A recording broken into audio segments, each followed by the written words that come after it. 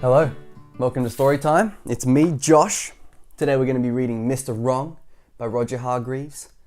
So I hope you're comfortable. I hope you're comfortable, not hope. There's a P in hope, not an F. Get comfortable because we're about to delve into what? Story time! That's right. So, let's find out what messages and what things we can learn from Mr. Wrong. Okay? Whatever Mr. Wrong did was absolutely, totally, completely, utterly wrong. However hard he tried, he just couldn't do anything right. Just look at his house. Might have tried to make those windows square, but they've ended up like that, like rhomboids. And they're diagonal, not straight. And they're not even the same. They're all different. One fine morning, Mr. Wrong woke up. He hadn't slept very well because of the way he'd made his bed the day before.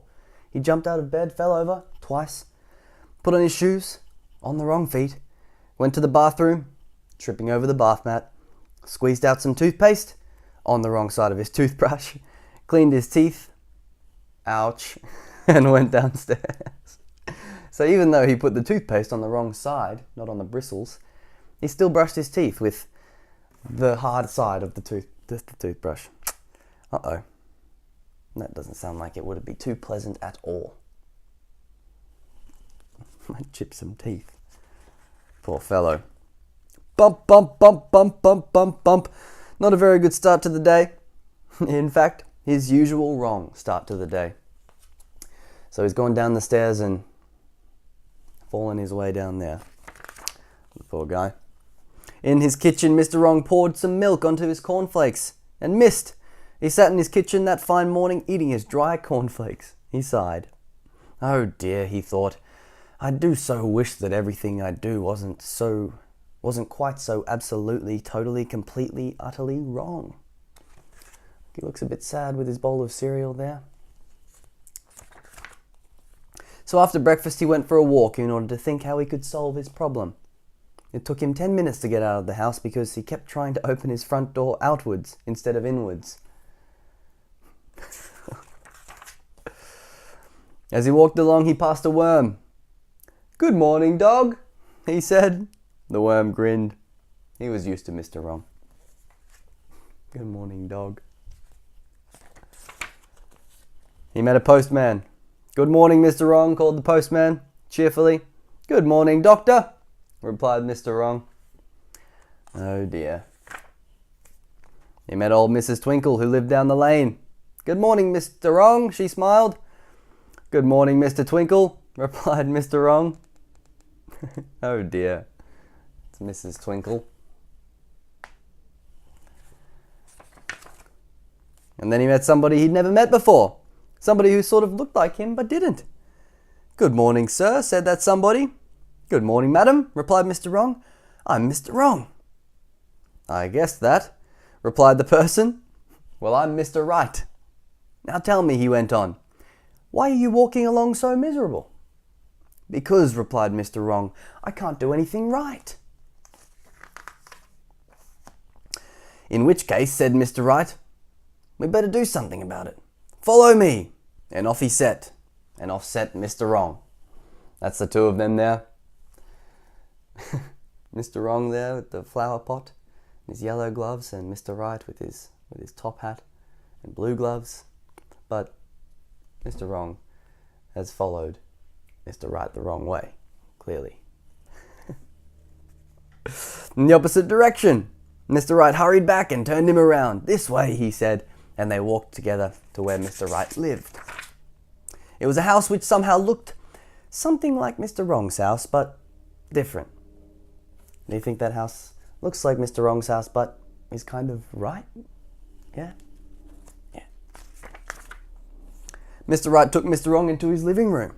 "I think," he said, "that the only way you are ever going to change is for you to come and live with me for a while. And you may end up being not so quite absolutely, totally, completely, utterly wrong about everything. Sit down," he said, "and we'll talk about it." Mr. Wrong sat down and missed. So he's gone to sit down in a chair and missed. Have you ever done that before? You think the chair's somewhere else behind you and you just fall? Yeah, a little bit Mr. Silly. Mr. Wrong stayed with Mr. Right for a month, and during that time he changed. After 1 week, he was slightly less wrong than he had been before. Look, he's got 2 blue gloves now, instead of 1 yellow, 1 blue. After 2 weeks, he was even more slightly less wrong than he had been before. Look, his shoes are normal as well, the same colour. And after a whole 4 weeks, he was a changed Mr. Man. You could hardly tell the difference between him and Mr. Right. Don't you agree? Yeah, looks exactly like Mr. Right. Mr. Right was delighted. Told you, he cried. Told you that everything about you might end up being not so absolutely, totally, completely, utterly wrong. In fact, he continued, you've really turned out all right. Mr. Wrong blushed. It was quite the nicest thing anyone had ever said to him in the whole of his life. And he went home and lived happily and right ever after. Now, you probably think that's the end of the story, don't you? Well, it isn't. And the reason it isn't is because of what happened to Mr. Right. The trouble was, you see, that the longer Mr. Wrong had stayed with Mr. Right, the more right Mr. Wrong became. The more wrong Mr. Right had become. Isn't that extraordinary? And that's a tongue twister to try and say. Oh dear, Mr. Right sighed. My plan didn't quite work out the way I'd planned it after all. And he went to bed. So Mr. Right has kind of now turned into Mr. Wrong.